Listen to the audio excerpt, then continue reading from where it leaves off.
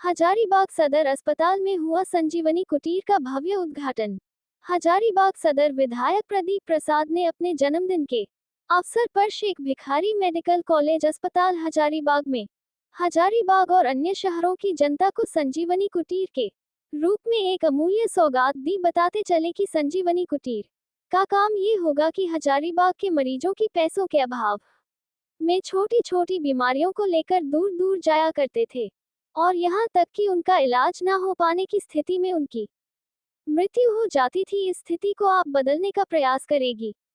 संजीवनी कुटीर heart attack और इस तरह की गंभीर स्थिति में जो दवाएं दी जाती हैं वह यहाँ से निःशुल्क प्राप्त की जा सकेंगी, जिससे गंभीर स्थिति होने से पहले मरीज का इलाज किया जा सकेगा। सदर विधायक ने बताया कि वह हजारीबाग सदर अस्पताल में चल रहे दलालों के खेल को बंद करना चाहते हैं, दूसरी निजी अस्पतालों में रेफर करवाते हैं और उन्हें बिल के नाम पर हजारों लाखों का चूना लगाते हैं। उन्होंने बताया कि हजारीबाग सदर अस्पताल को इतना उन्नत किया जाएगा कि बड़ी से बड़ी बीमारी का इलाज यही होगा, किसी दूसरे शहर जाने की आवश्यकता ही नहीं पड़ेगी। सदर विधायक प्रदीप प्रसाद ने कहा उनका मिशन है कि वह सदर अस्पताल को इतना उन्नत करे कि झारखंड का सबसे बड़े अस्पतालों में गिनती हो और 6 महीने साल भर के अंदर उनका एक स्वप्न है कि हजारीबाग में एक ऐसी जांच घर की व्यवस्था हो जिसमें सीटी स्कैन, MRI से लेकर हर तरह की बड़ी बड़ी महंगी जांच की मुफ्त सुविधा उपलब्ध हो।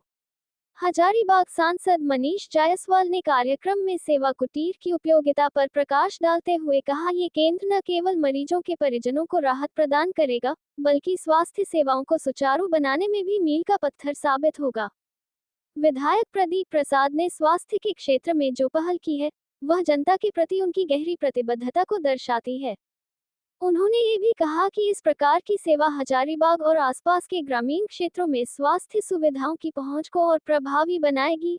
साथ ही उन्होंने कहा कि प्रदीप प्रसाद जी का जो क्षेत्र की जनता के लिए संकल्प लिया है उसे हम सब मिलकर पूरा करेंगे और हजारीबाग को एक विकसित हजारीबाग बनाएंगे। अंत में उन्होंने प्रदीप प्रसाद को जन्म दिवस की बधाई देते हुए इसमें कार्य के लिए भी बधाई एवं शुभकामनाएं दी।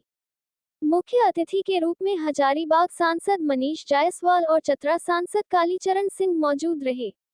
विशिष्ट अतिथियों में बड़कागांव विधायक रोशन लाल चौधरी, मांडू विधायक तिवारी महतो और चतरा विधायक जनार्दन पासवान शामिल हुए। साथ ही कई प्रमुख नेता और गणमान्य व्यक्ति उपस्थित रहे। पुनः आग्रह करेंगे कि चतरा के माननीय सांसद श्रीमान कालीचरण सिंह जी का पौधा देकर उनका स्वागत करें।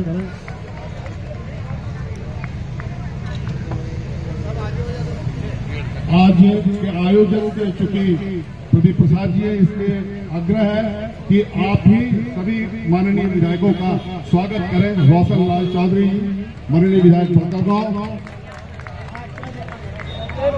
माननीय विधायक मंड तिवारी महतो जी का स्वागत करें। चतरा के माननीय विधायक श्रीमान जनार्दन पासवान जी का स्वागत करें।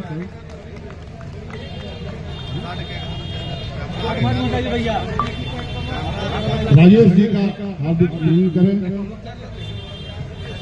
श्री यहाँ से आग्रह है कि माननीय विधायक सदर श्रीमान प्रदीप प्रसाद जी का स्वागत करें।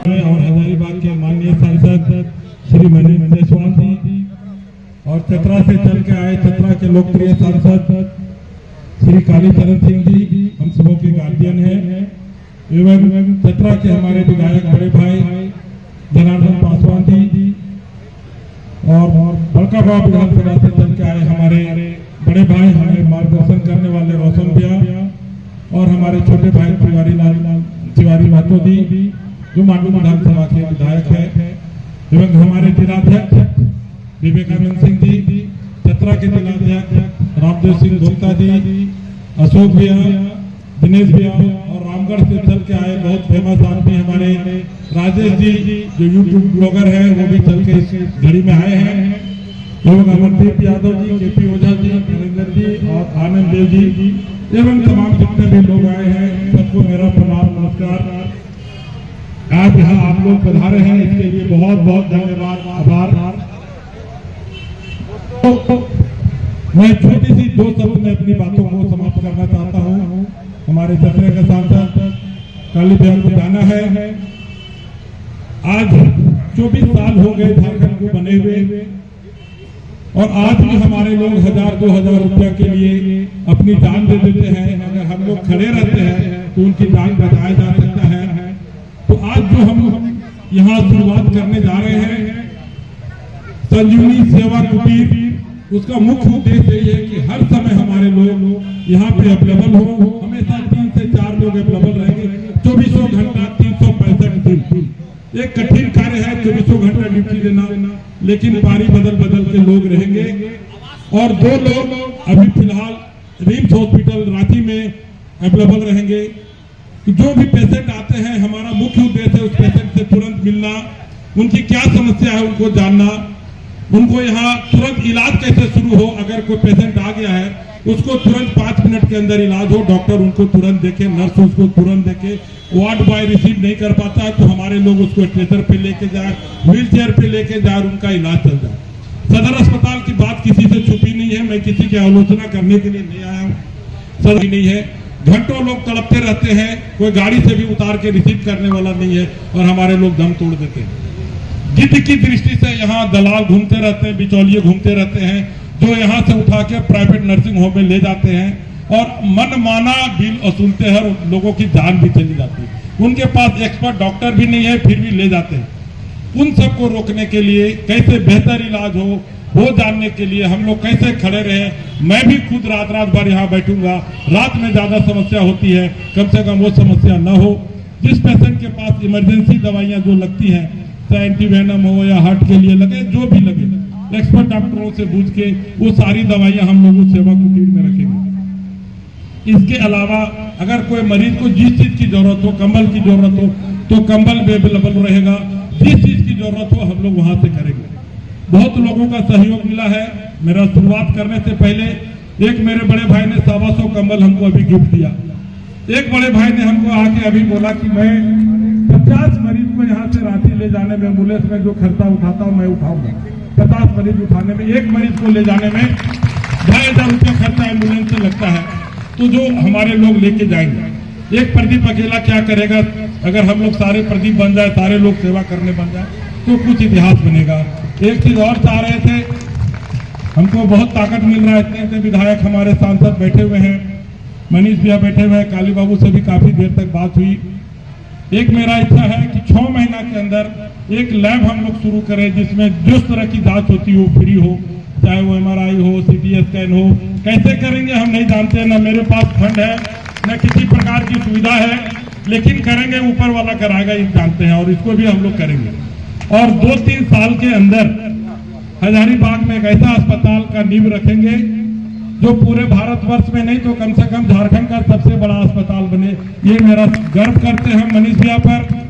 हम लोग जहाँ सोचना छोड़ देते हैं, जहाँ थक जाते हैं, जितना दूर हम देख पाते हैं उससे ज्यादा दूर देखते हैं। इस बात को कहने में हमें गर्व महसूस होता है। इनका सहयोग मिलेगा तो अस्पताल जरूर बन जाएगा, और काली बाबू का भी सहयोग और हिम्मत मिलेगा तो अस्पताल बनेगा। और लैब अगर इन लोग सहयोग कर दे तो 6 महीना के अंदर यहाँ लैब हम लोग चालू करेंगे। मेरा सपना है कि जो गरीब कोई भी परिवार, कोई भी दल से, कोई भी धर्म से आए तो यहाँ इलाज करके जाए। ये इसमें कोई राजनीति नहीं होगी, इसमें सिर्फ सेवा का काम होगा।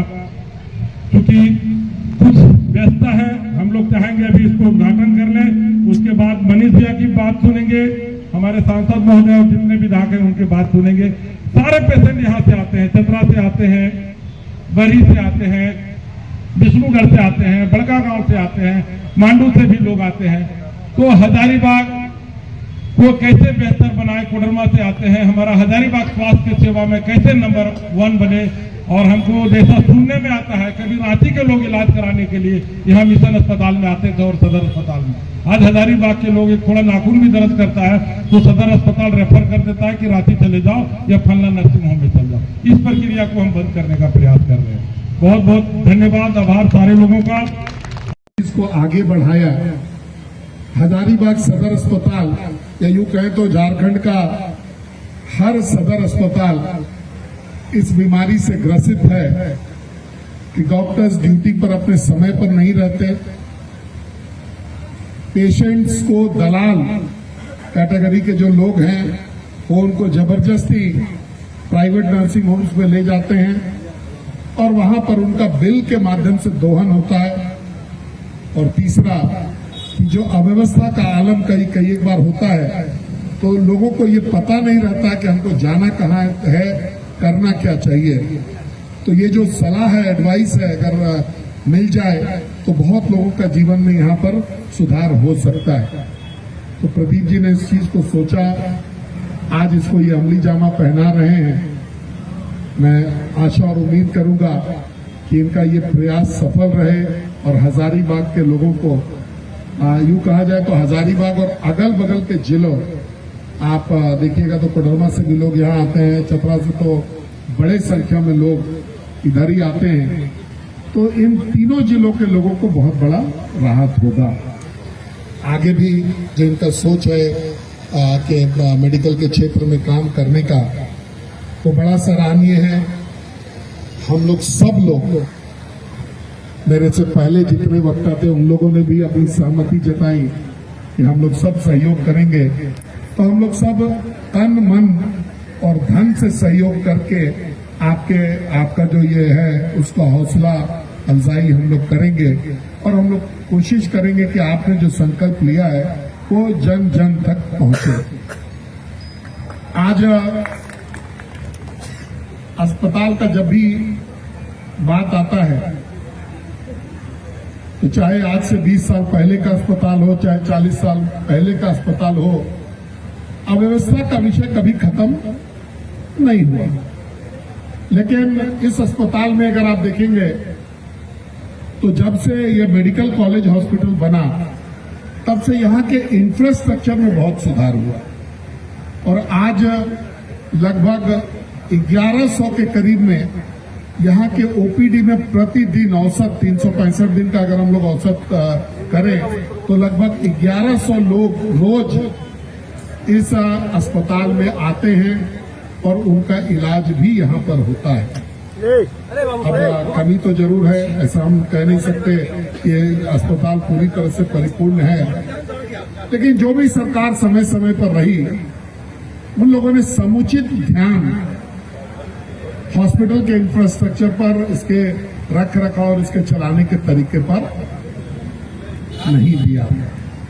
आज डॉक्टर्स भी हैं। मैं आज के दिन में सिविल सर्जन साहब के नेतृत्व में यहाँ बहुत सारे डॉक्टर काम कर रहे होंगे।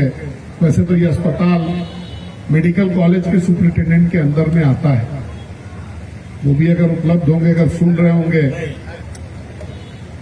वो तो सिविल सर्जन है, AK सिंह नहीं है, AK सिंह नहीं है। अगर वो भी सुन रहे होंगे तो डॉक्टर का पेशा बड़ा संवेदना का पेशा होता है और आपकी जो ड्यूटी होती है वो सीधे सीधे अगर आप काम करेंगे तो लोगों के जीवन में उनका जो जीवन स्तर है, उनका जो कष्ट है उसको हरने में मदद मिलेगा।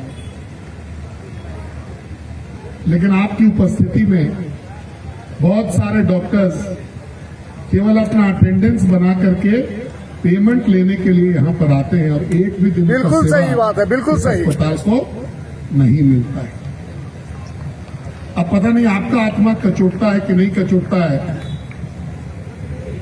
इंसानियत, मानवता का वो जो एक जुनून होता है आदमी के अंदर में, आज बाहर के लोग बहुत सारे ऐसे समाज सेवी हैं, अलग अलग स्तर के हैं जो अपने स्तर पर इस अस्पताल में सेवा देते हैं। बहुत सारे लोग हैं जो बिना किसी इंटरेस्ट के लोगों के मदद के लिए यहाँ पर रहते हैं और वैसे लोग भी हैं इस अस्पताल के भीतर जो कि यहाँ से वेतन लेते हैं लेकिन अपनी जवाबदेही को पूरा नहीं करते। तो आज जरूरत है कि अपने अंदर के जो सेवा भाव है, आपके अंदर का जो मानवता है उसको जगाइए और कम से कम जो आपका प्रिस्क्राइब्ड ड्यूटी है उतने दूर तक आप लोगों के बीच में जरूर रहिए। ये मैं आज के दिन में आपसे आग्रह करना चाहता हूं। अस्पताल पिछले कई एक सालों से पहले पुराना वार्ड था, अब ये नया बिल्डिंग बन गया है, नया वार्ड भी बन गया। इसके अंदर डिलीवरी का भी नया, जो माता का, शिशु का, इन सब चीजों की सुविधा भी उपलब्ध हो गई। आज बहुत सारे एम्बुलेंसेज, आज आपका जो पोस्टमार्टम का सेंटर है वो भी अपग्रेड हुआ।